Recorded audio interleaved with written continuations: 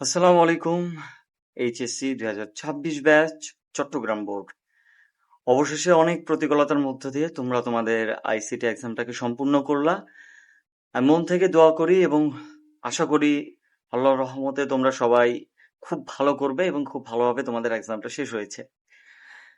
এখন আমরা এই পর্বে এই আইসিটির যে এমসিকিউ পর্বটা আছে এমসিকিউ 25টাকে সলভ করার চেষ্টা করব এবং পাশাপাশি যে এমসিকিউ গুলো নিয়ে খুব বেশি কনফিউশন আছে, প্রবলেমস আছে, এগুলোকে আমরা সমাধান করার চেষ্টা করব ধাপে ধাপে। তো পুরো ভিডিও জুড়ে থাকছে আমি মুন্না হোসেন। চলো তাহলে শুরু করা যাক আজকের ভিডিও। তো প্রথমেই আমরা এখানে দেখতে পাচ্ছি ওয়েবসাইট হোস্টিং করে কোথায় রাখা হয়। ওয়েবসাইট হোস্টিং করে র্যামেও রাখা হয় না, হোম পেজেও রাখা হয় না, মেনুতেও রাখা হয় না। আমরা সবাই জানি ওয়েব পেজ হোস্টিং করে রাখা হয় কোথায়? সার্ভারে। ঠিক আছে, কোথায় রাখা হয়? সার্ভারে। ওকে, ঠিক আছে। এরপরের কোশ্চেন, একটি হোম পেজের বিভিন্ন অংশকে আলাদা করতে কোন ট্যাগ ব্যবহার করা হয়? আমরা সবাই জানি যে স্প্যান ট্যাগ ইউজ করা হয় না, কারণ এটা ছোট ছোট টেক্সটের বিভিন্ন অংশকে আলাদা করতে ব্যবহার করা হয়। মেটা ট্যাগ তো এটা মেটা ট্যাগ বিভিন্ন লিঙ্ক করার জন্য, এসইও করার জন্য ইউজ করা হয়। ডিএল আমরা সবাই জানি, এটার মানে হচ্ছে ডেসক্রিপশন লিঙ্ক লিস্ট ইউজ করতে ইউজ করা হয়।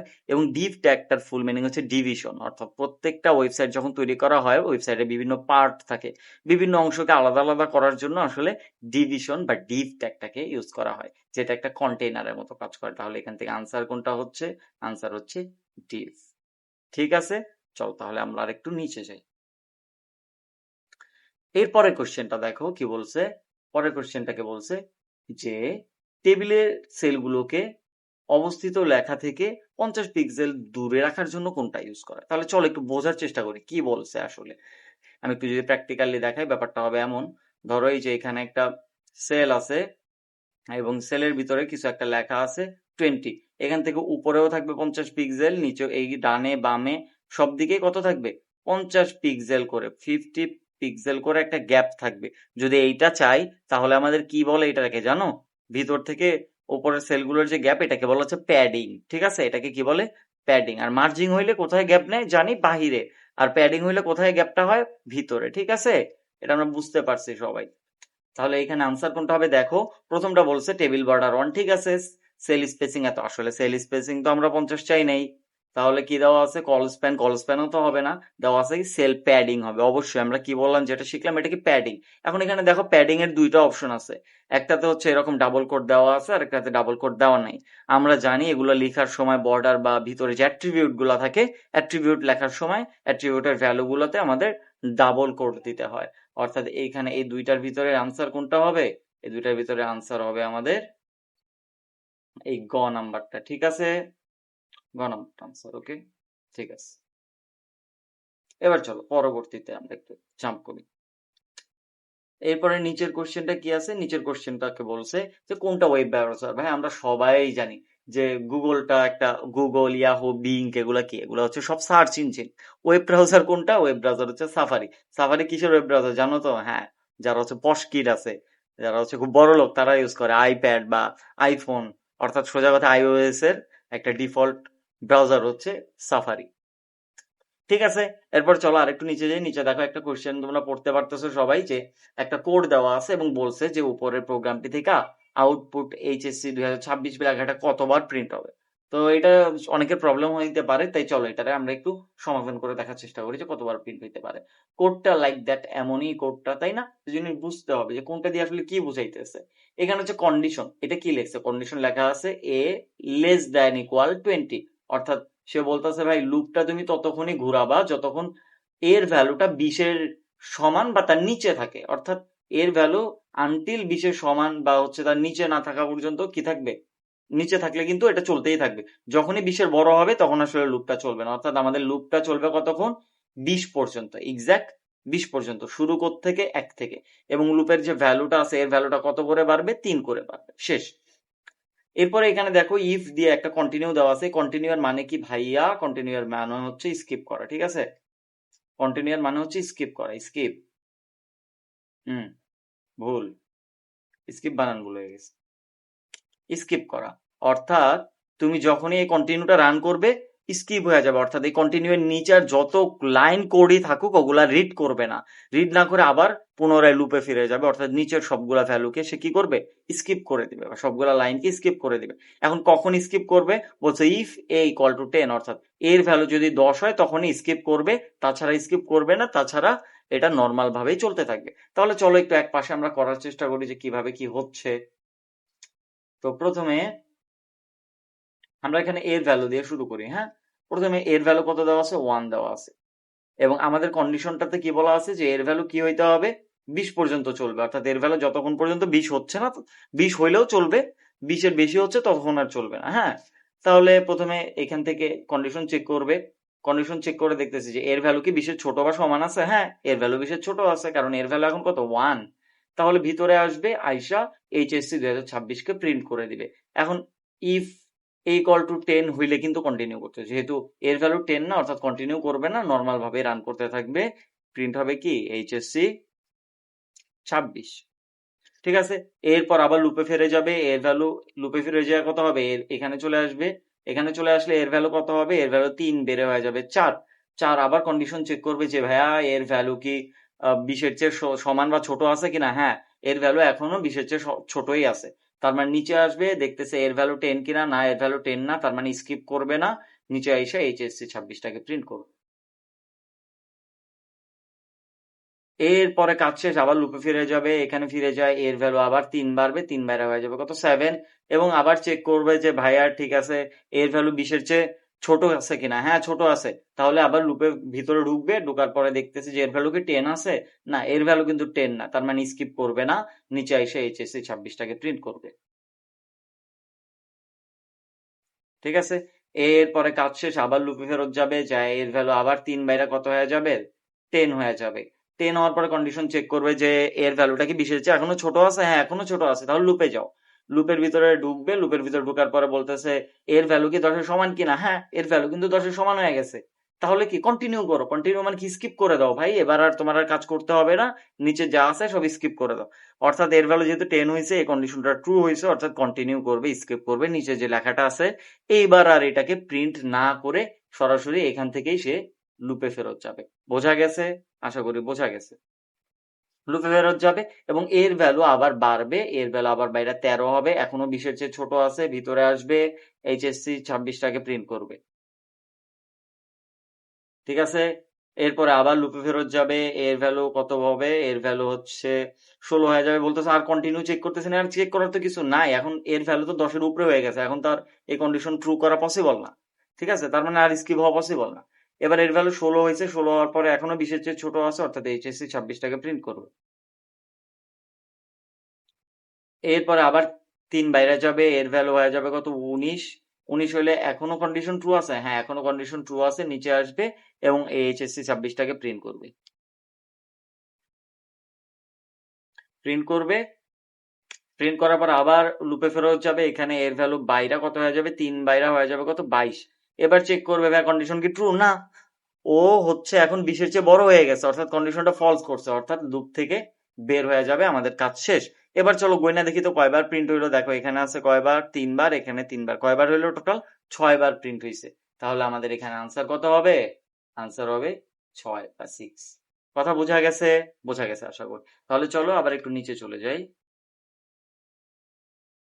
আর একটু নিচে যাই, নিচে যাওয়ার পরে দেখো এখানে বলা আছে কি যে নিচে এইচএসসি 2026 লেখাটি 4 বার প্রিন্ট করতে হলে প্রোগ্রামটির যা পরিবর্তন করতে হবে, এখানে কি কি পরিবর্তন করতে হবে, এখানে সাধারণ চোখে দেখে এটাকেও মনে হচ্ছে এটা, হ্যাঁ মোটামুটি এখানে হচ্ছে আনসারটা তিনটাই সঠিক হবে, এবং কিভাবে হবে এটা তোমরা নিজেরা করবা, কিন্তু আমি একটা দেখায় দিব, আমি যে একটাও দেখাবো এমন না, আমি প্রথমটা দিয়ে দেখাই দেবো, যেখানে এর ভ্যালু হচ্ছে 2 এবং ইনক্রিমেন্টটা বা ভ্যালু বাড়তেছে 4 করে, তাহলে আমি একটু আবার এখানে আসি।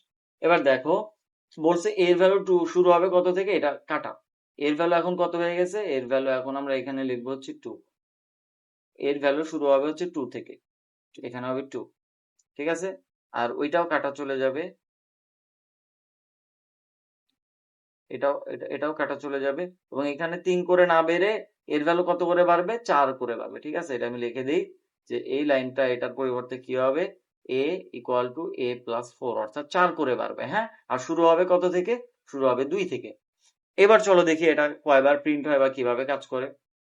সো আমরা আগেরটা সবাই জানি যে 10 হইলে কি করবে? স্কিপ করে দিবে। 10 হলে স্কিপ করবে, 10 হলে স্কিপ করবে, আর 20 পর্যন্ত লুপটা চলতে থাকে। তাহলে এর ভ্যালু ইনিশিয়াল ভাবে কত থেকে শুরু? 2 থেকে। 2 থেকে শুরু হইলে যেহেতু 10 না, তার মানে স্কিপ করবে না, ভিতরে আসবে এবং প্রিন্ট করবে কি? HSC 26। এরপর আবার লুপে ফেরত যাবে, এর ভ্যালু 4 বাড়বে, বাইরে এর ভ্যালু কত হয়ে যাবে? 6 হয়ে যাবে। 6 হবে, এখনো 20-এর চেয়ে ছোট আছে, অর্থাৎ লুপে ঢুকবে, ঢুকে দেখবে 10-এর সমান কিনা, এখনো 10-এর সমান হয় না, অর্থাৎ স্কিপ করবে না, নিচে যে লেখাটা আছে HSC 26 এটা প্রিন্ট করবে। এরপরে আবার লুপে ফেরত যাবে, লুপে ফেরত গেলে কি হবে? আবার লুপে ফেরত যাবে, লুপে ফেরত যায় এর ভ্যালু কত হয়ে যাবে? 10 হয়ে যাবে, এর ভ্যালু 10 হবে। 10 হইলে দেখো এখনো 20-এর চেয়ে ছোট আছে, অর্থাৎ লুপের ভিতরে ঢুকবে, ঢোকার পরে দেখো বলছে যে এর ভ্যালু 10 কিনা? হ্যাঁ 10, অর্থাৎ যেহেতু 10 হয়ে গেছে এটাকে কি করে দেবে? স্কিপ করে দেবে। স্কিপ করলে এই যে এবারের মতো আর HSC 26টা প্রিন্ট হবে না, আবার লুপে ফেরত যাবে। লুপে ফেরত যাওয়ার পরে এখানে এর ভ্যালু আবার 4 বাইরে কত হয়ে যাবে? 14 হয়ে যাবে, এখনো 20-এর চেয়ে ছোট আছে, নিচে আসবে, HSC টাকে প্রিন্ট করবে। ঠিক আছে, HSC 26টাকে প্রিন্ট করে দিল, আর স্কিপ কিন্তু হবে না, কারণ 10-এর সমান হয় নাই, শুধু 10-এর সমান হইলে স্কিপ করবে। এরপর আবার লুপে ফেরত যাবে, এর ভ্যালু বাড়বে, বাইরা এর ভ্যালু 14 থেকে 18 হবে, এখনো 20-এর চেয়ে ছোট আছে, অর্থাৎ HSC 26টাকে প্রিন্ট করে দিবে। ঠিক আছে, এরপরে আবার লুপে ফেরত যাবে, এর ভ্যালু বাড়বে, বাইরা কত হয়ে যাবে? 22 হয়ে যাবে।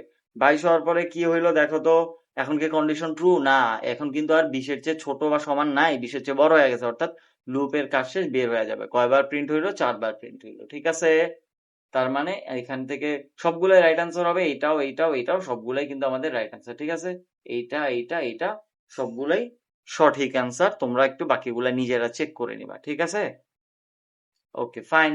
এবার বলছে যে কি, এখানে দেখো, এখানে বলছে অনুবাদক প্রোগ্রাম কত প্রকার। আমরা সবাই জানি যে অনুবাদক প্রোগ্রামটা 3 প্রকার। কি কি অনুবাদক প্রোগ্রাম তিনটা কি কি আমরা সবাই জানি? একটা হচ্ছে কম্পাইলার, কম্পাইলার, আরেকটা হচ্ছে কি? ইন্টারপ্রিটার, আরেকটা হচ্ছে কি? অ্যাসেম্বলার, তাই না? অ্যাসেম্বলার, এই তিনটা হচ্ছে আমাদের অনুবাদক প্রোগ্রাম। তাহলে আনসার কত হবে? 3 হবে। ঠিক আছে, তো দেখো এখানে কি বলছে যে নিচের কোনটি সঠিক চলক। নিচের কোনটা সঠিক চলক?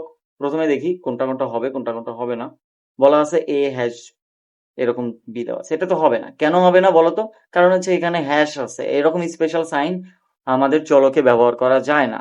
এরপরে খ নাম্বারের দিকে এখানে কি দেওয়া আছে? এটাও হবে না, কারণ এখানে অ্যান্ড দেওয়া আছে, আমরা অ্যান্ডও এরকম চলকে ইউজ করতে পারি না। এবার গ নাম্বারে কি আছে দেখো, গ নাম্বারে দেওয়া আছে কি 2abc, তাহলে এটা হবে না কেন?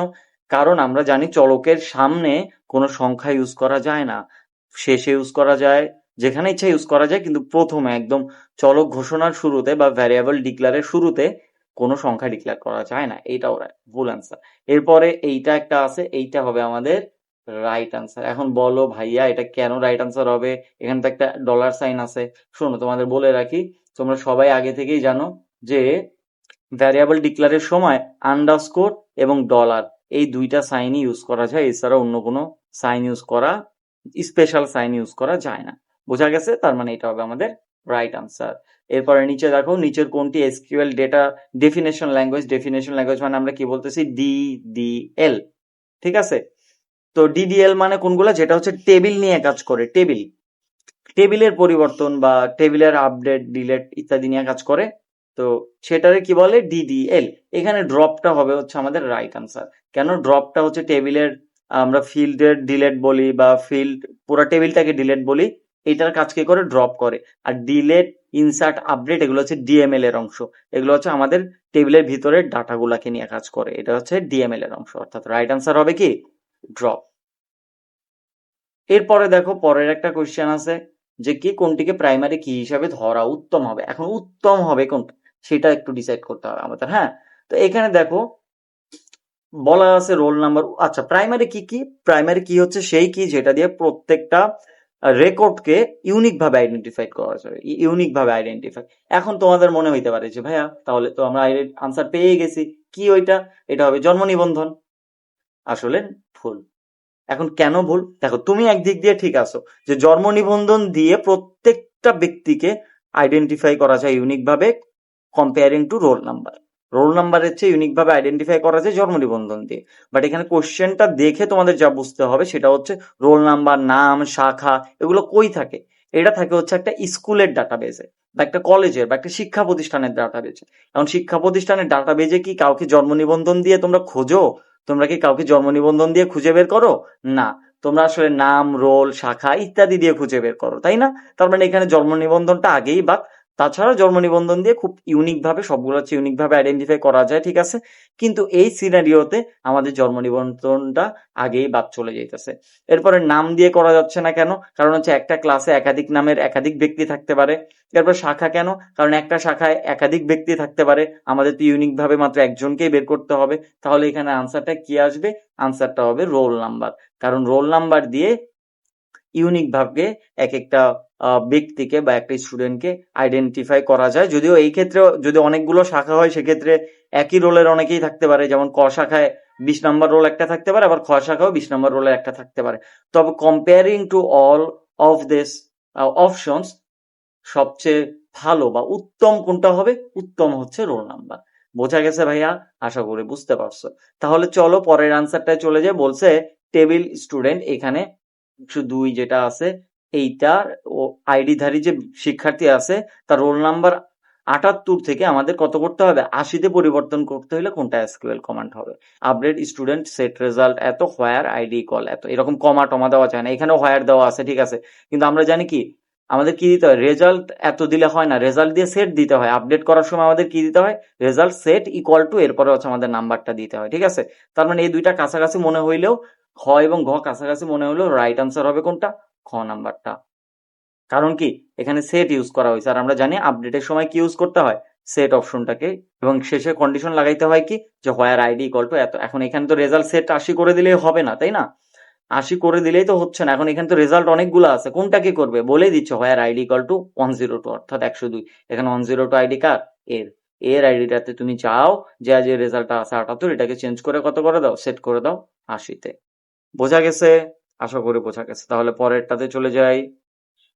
পরেরটা বলছি এসকিউএল লাইক সফটওয়্যারটি কোন ল্যাঙ্গুয়েজ দিয়ে তৈরি? ভাই একদম সোজা এবং মুখস্থ আনসার, সি প্রোগ্রাম দিয়ে তৈরি। কেন?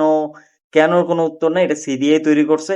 এবং আগে আসলে এরকম যত ইউজ করা হইতো সফটওয়্যার লাইক কোড ব্লকসও আছে, তো কোড ব্লকস এগুলো হচ্ছে কি দিয়ে? সি প্রোগ্রাম দিয়েই করা হইতো। এরপর বলছি নিচের কোনটি ফ্রিল্যান্সিং এর জন্য জনপ্রিয় ওয়েবসাইট? এখানে অনেক আছে, টেলাডক আছে, ওয়েবএক্স আছে, এমডি লাইভ আছে, .com আছে, আপওয়ার্ক আছে। এইখানে চারটার ভিতরে কম্পেয়ারিং টু অল, চারটার মধ্যে সবচেয়ে বেশি জনপ্রিয় হচ্ছে কোনটা? আপওয়ার্ক। বোঝা গেছে? সবচেয়ে বেশি জনপ্রিয় কোনটা? আপওয়ার্ক। তাহলে আমাদের এখানে আনসার হবে কোনটা? আনসার হবে আপওয়ার্ক, ঠিক আছে।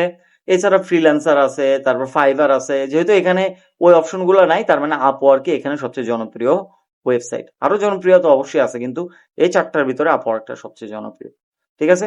এরপর লাস্ট এখানে একটা দেখে ফেলি। আমাদের এই পেজের ভিতরে যে 14টা আছে তার ভিতরে বলছে কম্পিউটার ব্যবহার করে বিভিন্ন রোগের টিকা উদ্ভাবন গবেষণা কোন প্রযুক্তি ব্যবহার করে? ন্যানো টেকনোলজি, কৃত্রিম বুদ্ধিমত্তা, বায়োমেট্রিক্স। এগুলো তো আমরা জানি, বায়োমেট্রিক্স হচ্ছে আমাদের বিভিন্ন ভেরিফিকেশন, সিকিউরিটি বা নিরাপত্তা ইউজ করে। তো এখানে আমরা সবাই জানি যে আনসারটা হবে বায়ো ফরমেটিক্স। একটু ভুল আছে স্পেলিং এ, ঠিক আছে। তো এই হচ্ছে আমাদের এই 14টা আনসার সলভ করে ফেলার। চলো এখন 15 থেকে যদি স্টার্ট করতে যাই, এখানে দেখো বলছে কি যে কৃত্রিম বুদ্ধিমত্তার ক্ষেত্র সমূহ কোনটা?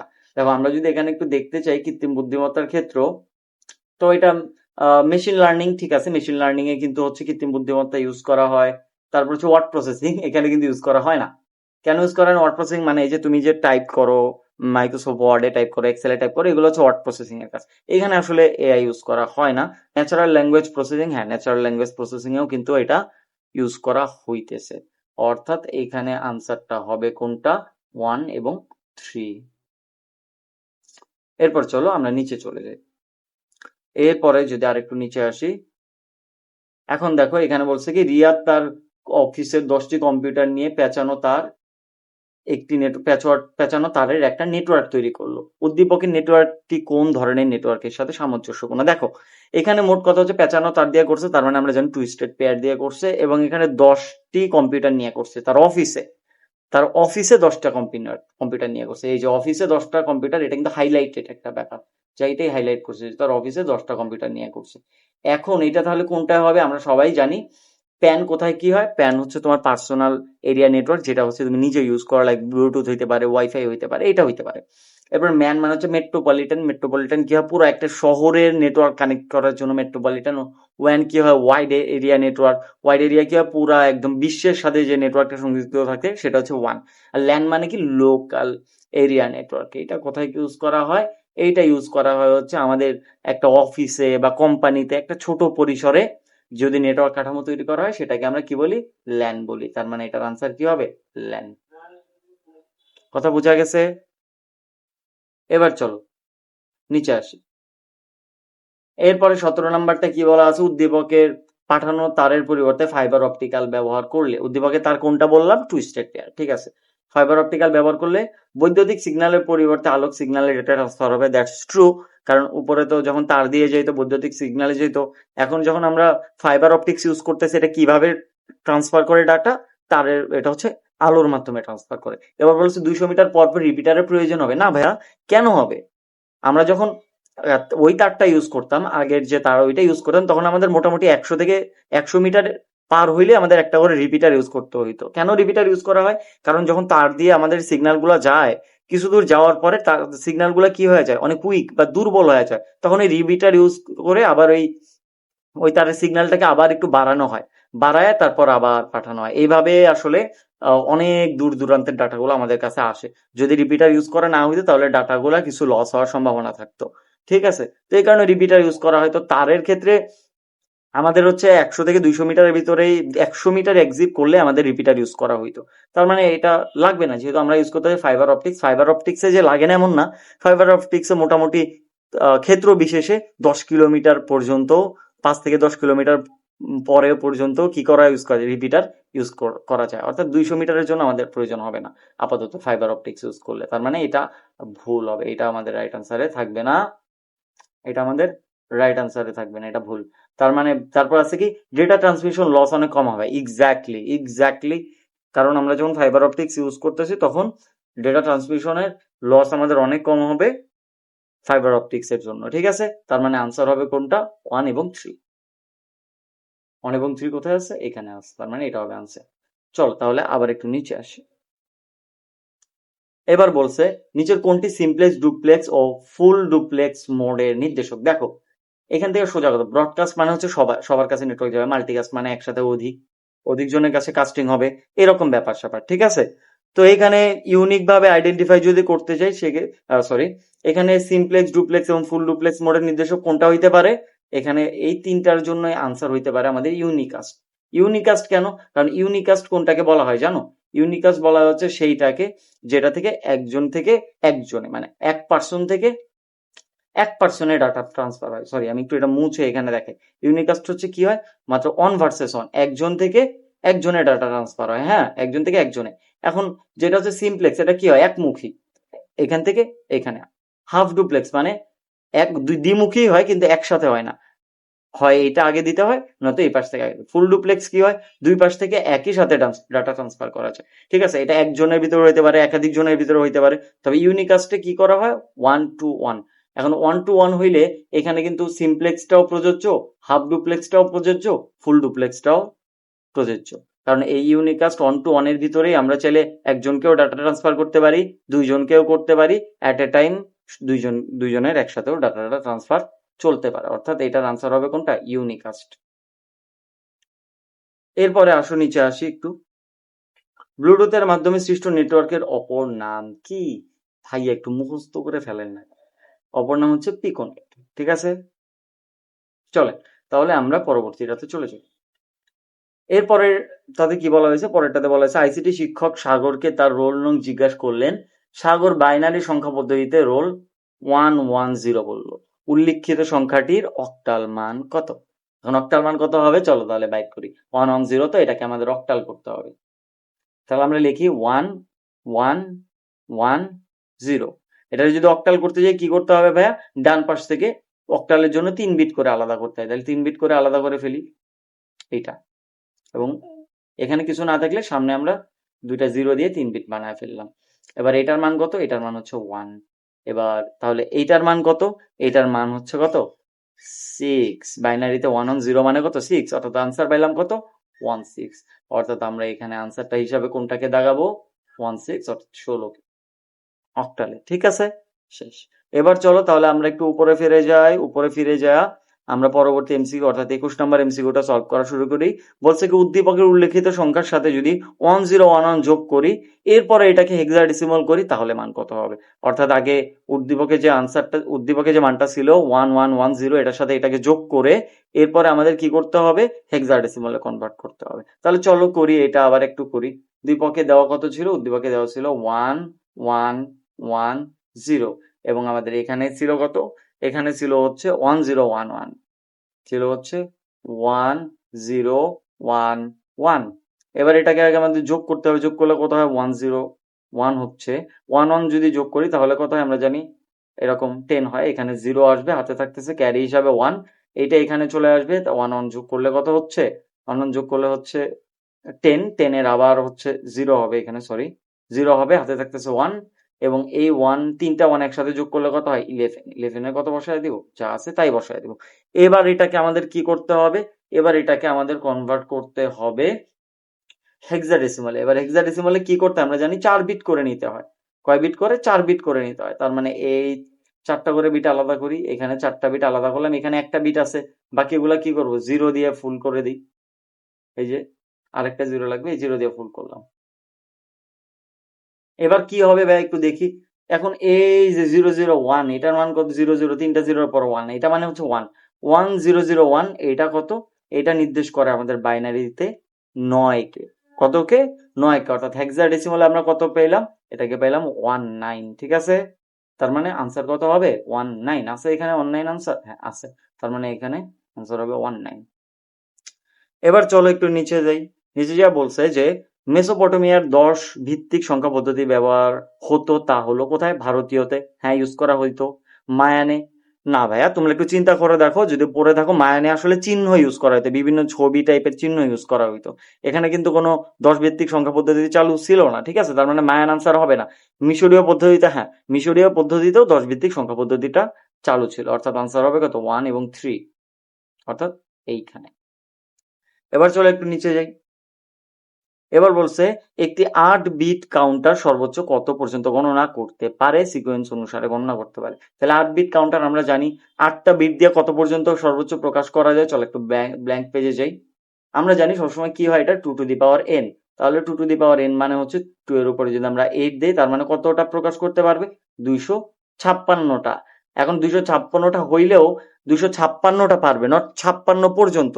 তাহলে যদি এটার সাথে আমরা 0 ইনক্লুড করে দেই, 1 থেকে 56 হইতো, কিন্তু 0 থেকে শুরু করলে এটা কত হবে? 0 থেকে 55 পর্যন্ত। 255 পর্যন্ত কয়টা নাম্বার? 256টা নাম্বার। তার মানে এখানে হবে কত? এখানে হবে 255 হবে রাইট আনসার। এরপরে চলো একটু নিচে আসি।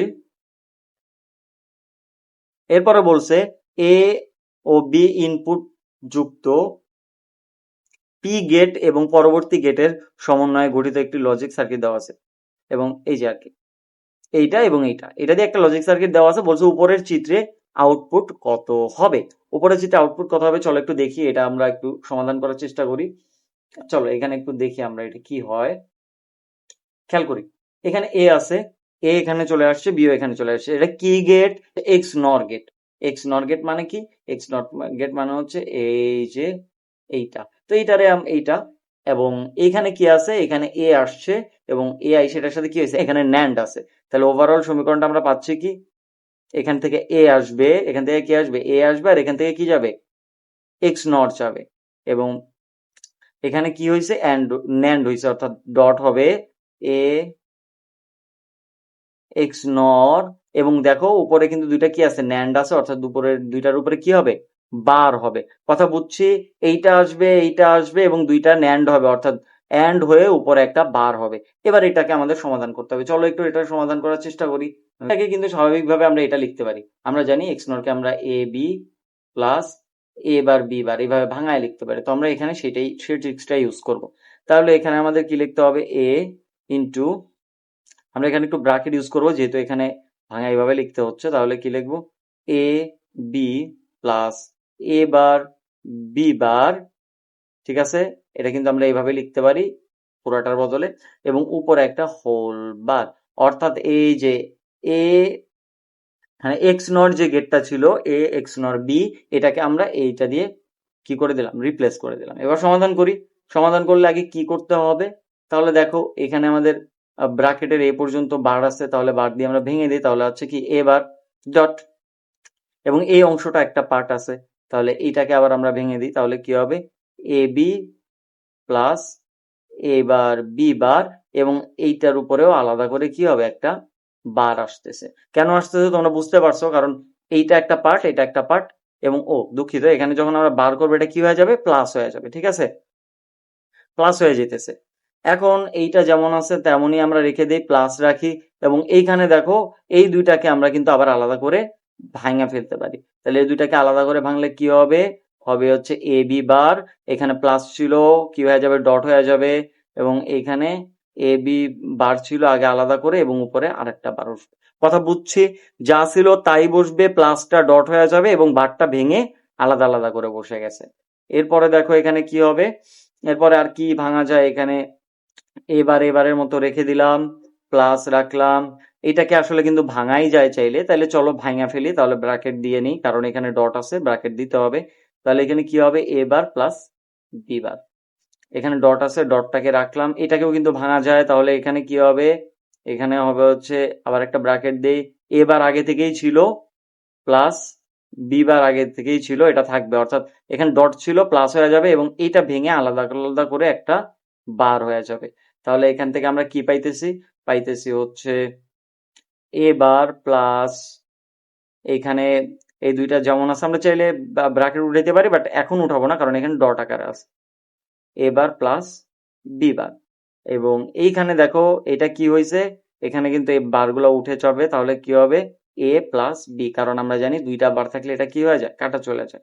এবার দেখো এই দুইটা যেহেতু ইনটু আকারে আছে বা গুণ আকারে আছে তোমরা বলো সেটারে, বা আমি যেটাকে বলি অ্যান্ড আকারে আছে, তো এইটাকে কেমনে কি করা যায়, এই দুইটাকে আমাদের সাইড ওয়াই সাইড মাল্টিপ্লিকেশন করে দিতে হবে বা বিভাজন করে দিতে হবে। এবার থাকলো প্লাস, কি হবে বলতো, এইটার সাথে এইটা, এটার সাথে যদি এটা করি তাহলে কি হবে, এ বার ডট এ, এবার এটার সাথে এইটা, এটার সাথে যদি এটা করি তাহলে কি হবে, এ বার ডট বি, এবার এটা দিয়ে করতে হবে, এটার সাথে যদি এটা করি তাহলে কি হবে, এ বি বার, এবং এটার সাথে এটা করলে কি হবে, বি বার ডট বি, তাই তো।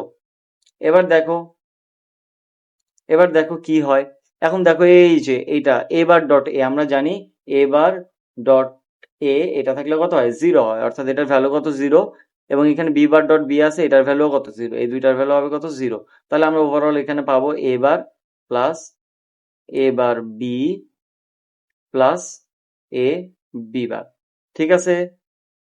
এবার দেখো এই দুইটা থেকে কিন্তু এ কমন নেওয়া যায়, এইটাকে যদি এবারটাকে কমন নেওয়া যায়, এবারটাকে কমন নিলে কি হবে, হবে one plus B, one plus B, plus এখানে কি থাকবে, এ বি বার, ঠিক আছে।